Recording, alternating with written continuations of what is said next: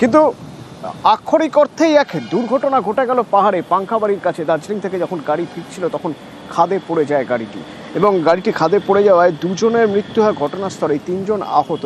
কিভাবে দুর্ঘটনা ঘটলো, ঠিক কোন জায়গায়, জানবো। পার্থপ্রতিম সরাসরি আমার সঙ্গে রয়েছেন। পার্থপ্রতিম,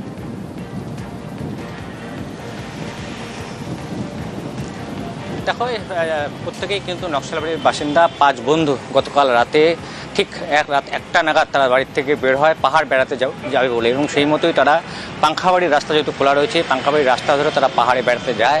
এবং ভোরের দিকে তারা যখন সকালের দিকে পাহাড় থেকে ফিরছিল, সেই পাংখাবাড়ি রোড ধরে যখন তারা ফিরছিল, সেই সময় গাড়ির নিয়ন্ত্রণ হারিয়ে পাহাড়ি পাকে প্রায় 400 থেকে 500 মিটার নিচে খাদে কিন্তু গাড়ি পড়ে যায়, এবং ঘটনাস্থলে 2 জনের মৃত্যু হয়েছে এবং 3 জন আহত হয়েছেন। তাদের চিৎকার শুনেই কিন্তু স্থানীয় বাসিন্দারা প্রথমে ছুটে যায়। তারপরে কাশিয়াং থানার পুলিশ এবং কর্তব্যরত ট্রাফিক পুলিশ তারা ঘটনাস্থলে নিচে নেমে এক এক করে 2 জনের মৃতদেহ উদ্ধার করে এবং বাকি 3 জন যারা আহত হয়েছে তাদেরকে উদ্ধার করে নিয়ে আসে। এবং যেহেতু তাদের চোট গুরুতর রয়েছে, তাদের দ্রুত উত্তরবঙ্গ মেডিকেল কলেজ হাসপাতালে পাঠানো হয়েছে। পুলিশ সূত্রে যেটা জানা যাচ্ছে, প্রাথমিকভাবে পুলিশ মনে করছে যে নিয়ন্ত্রণ হারিয়ে এই দুর্ঘটনা ঘটেছে। এবং যেহেতু পাহাড়ি বাঁক এবং রাস্তা কিন্তু ফাঁকাই থাকে সাধারণত, নিয়ন্ত্রণ হারিয়েই কিন্তু এই দুর্ঘটনা ঘটছে। গাড়ি ব্রেক ফেল করতে থাকতে পারে।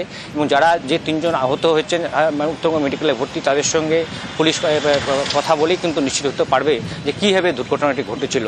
এর আগেও নাকি এই 5 বন্ধু মাঝে মধ্যেই তারা রাতেই কিন্তু বিভিন্ন জায়গায় বেড়াতে যেতেন, কখনো ডুয়ার্স কখনো বা পাহাড়ে। আর এবার কিন্তু পাহাড়ে বেড়াতে গিয়ে বাড়িতে ফেরার পথেই নকশালবাড়িতে ফেরার পথেই কিন্তু তাদের এই দুর্ঘটনা ঘটেছে। স্বাভাবিকভাবেই নকশালবাড়ির আশপাশেই কিন্তু সকলের বাড়ি, এবং তাদের এলাকায় কিন্তু শোকের ছায়া নেমে এসছে।